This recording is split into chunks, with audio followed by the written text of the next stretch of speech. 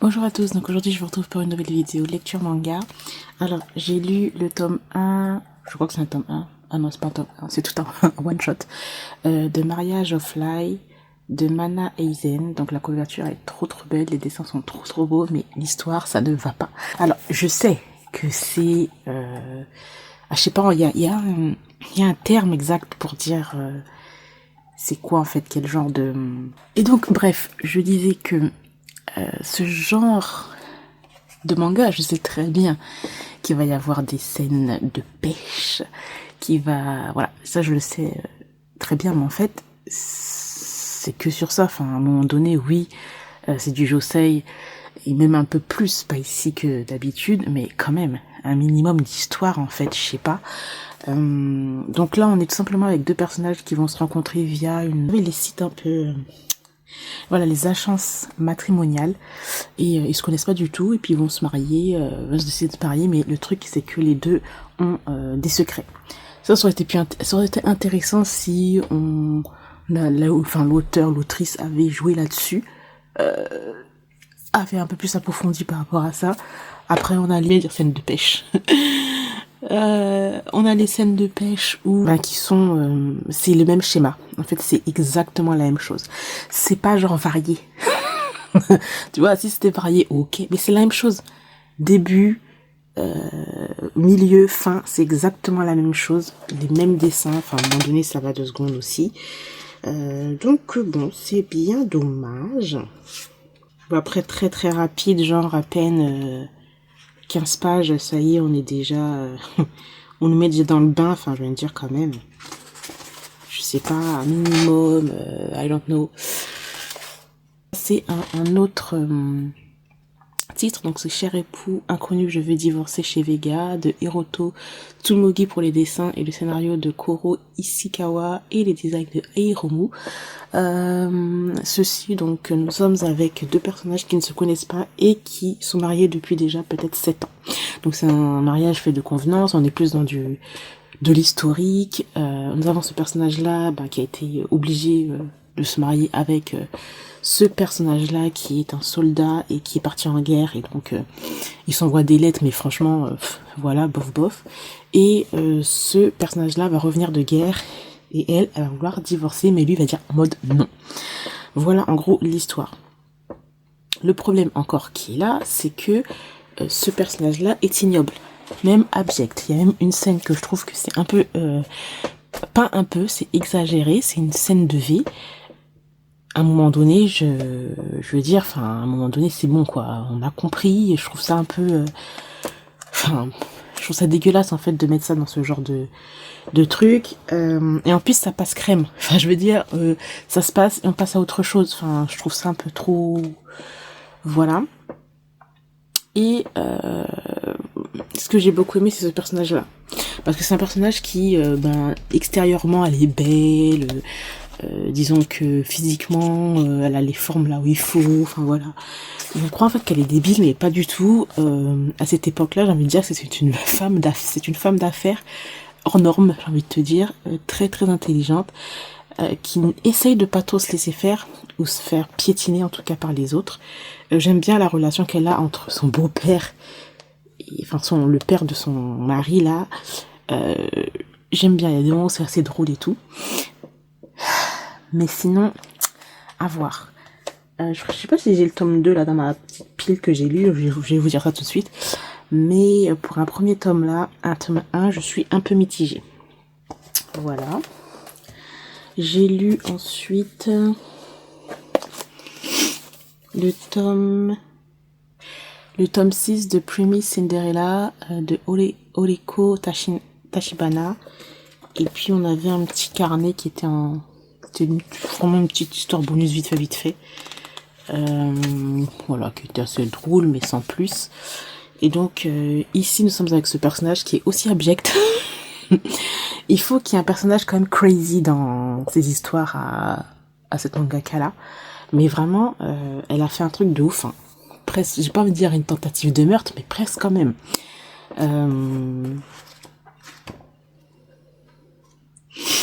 Bon, la relation entre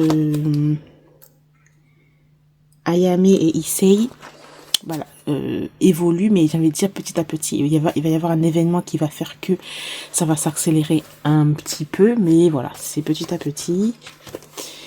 Et voilà, et la fin, la fin, franchement, ça m'a trop donné envie de savoir la suite, donc je sais pas si j'ai acheté le tome 7. Le tome 7 n'est pas encore sorti, je sais pas trop. Bref, j'ai très hâte de lire la suite parce que bon, on était sur une petite évolution tout au long du manga, mais la fin, c'était une évolution incroyable. Une accélération de la relation, I don't know, je sais pas trop, bon bref, on verra bien. Mais en tout cas, c'était vraiment très très sympathique et très divertissant, en tout cas. J'ai lu, of course, le tome 10 de Love of Kill de Faye chez Vega. J'ai adoré. Voilà, franchement, j'ai adoré. Les deux personnages sont excellents. On va avoir ces deux personnages-là qui vont être séparés. Enfin, en tout cas, surtout lui, il va être, en fait, il va disparaître. Mais pour certaines raisons. Et on va en connaître vraiment beaucoup plus sur son passé. Donc, disons que j'ai l'impression que ce personnage-là se cache pour essayer de la protéger elle.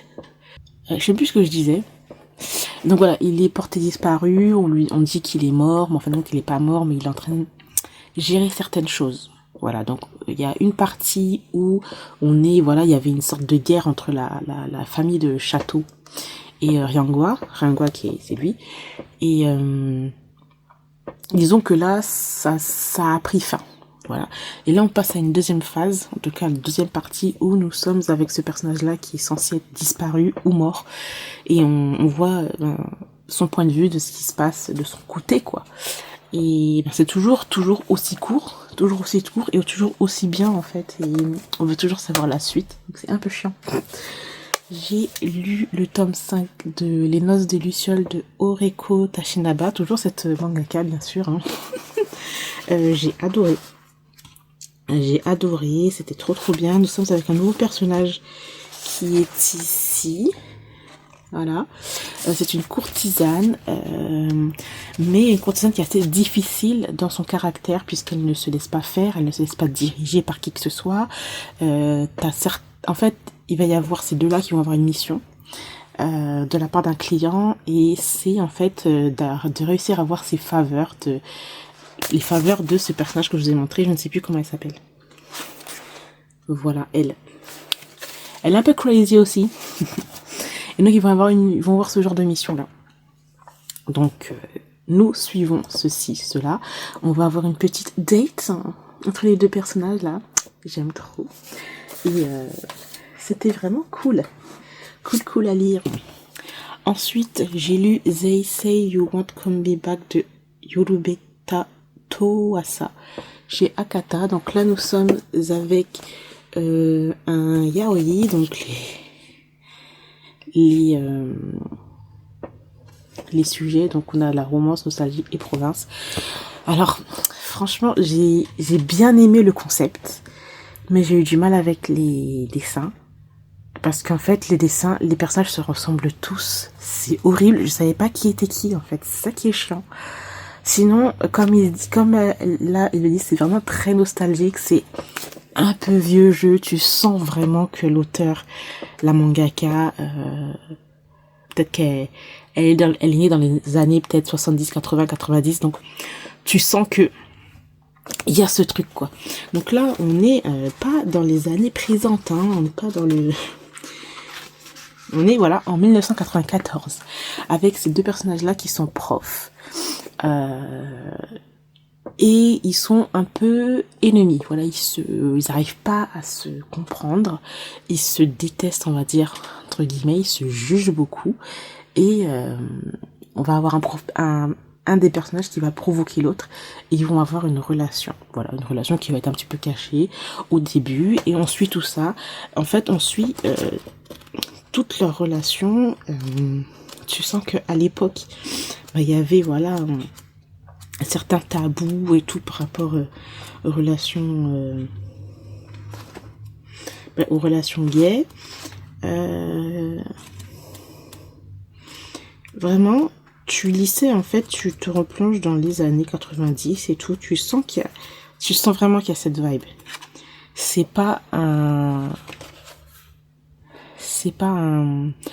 titre que tu vas genre adorer. Tu vois, en fait, tu vas le lire et en même temps, tu vas sentir cette nostalgie. Franchement, c'est ce que j'ai ressenti quand je l'ai lu, ce manga-là. Donc, on est sur un one-shot avec une fin ouverte. Et voilà, quoi, c'est tranquille. C'est vraiment une histoire tranquille. Donc, je vais garder ça dans ma petite bibliothèque. Ensuite, j'ai lu un webtoon, donc c'est Wet Song de Doyak. Nous sommes dans la mafia, un peu, genre, on n'est pas avec des personnages qui travaillent dans la légalité. On a ce personnage-là qui est en relation. C'est pas une relation officielle, mais une relation quand même avec un autre personnage qui travaille dans une sorte de mafia, j'ai envie de dire. Et on a un autre personnage qui est tout à fait hors de tout ça, mais qui observe ce personnage-là. C'est un personnage tout à fait normal, ordinaire, mais qui est attiré en fait par ce personnage. Par ce personnage-là. Il adore, sa passion c'est faire des photos et tout. Et voilà comment il va le rencontrer. Et j'ai l'impression que ce personnage, je vais essayer de vous le trouver. Lui, ce personnage-là, qui va rentrer, je sais pas, hein, qui va rentrer en tout cas dans cet univers, malgré lui, parce qu'il va se rapprocher de lui. Et donc l'autre personnage là, qui est vraiment stylé et qui est dans l'illégalité extrême, le voilà. Un personnage bien stylé, j'adore. Je vois que c'est un personnage bien red flag aussi pour le moment, donc bon. Bah pour le moment, j'ai bien aimé. Là, il n'y a pas grand chose qui se passe, c'est vraiment l'introduction de tous les personnages. Bon, on comprend même pas encore. Non, je comprends pas. On comprend pas trop la relation de. Attendez que j'essaie de vous trouver une image où il y a les deux ensemble parce que.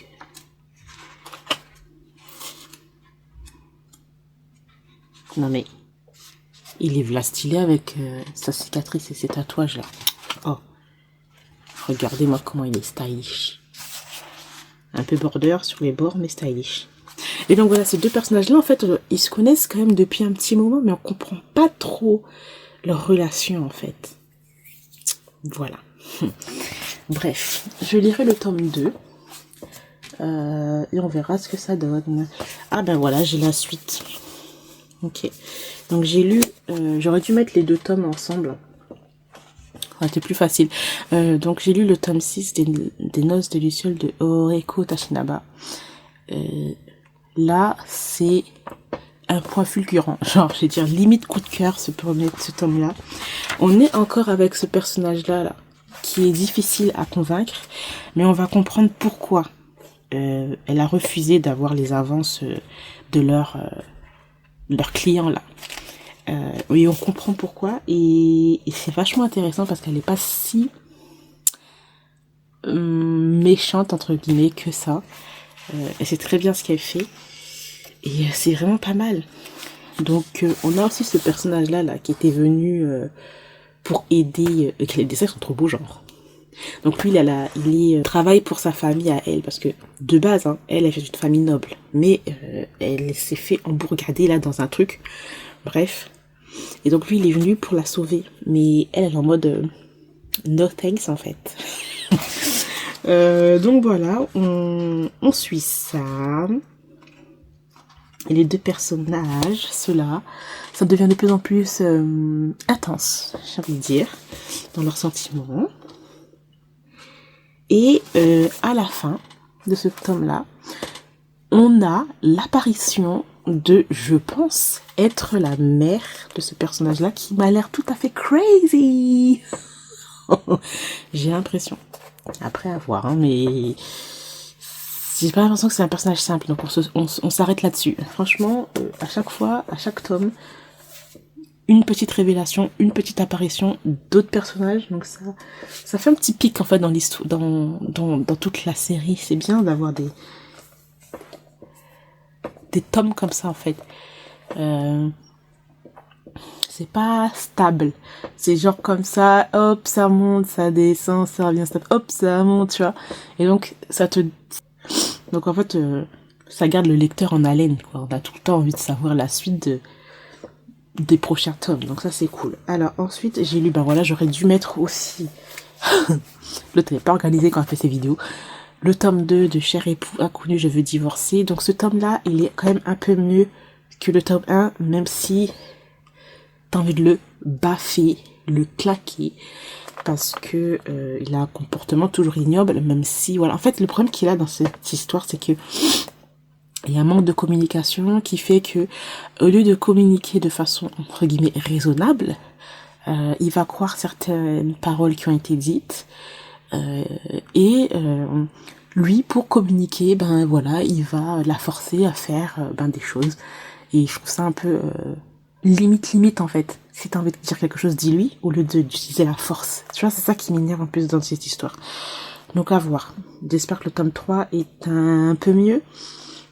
Donc on m'a dit que oui, mais le personnage masculin est vraiment problématique. Hein. Donc voilà, j'ai terminé pour mon lecture manga. J'espère que cette vidéo vous aura plu. Parce que je rigole. Je sais pas comment, c'est toujours la même fin que je dis, les mêmes paroles que je dis, les mêmes phrases. Je sais pas comment ça, automatique. Bref, je sais pas, ça me fait rire. Je vous retrouve très bientôt dans une nouvelle vidéo. Bye.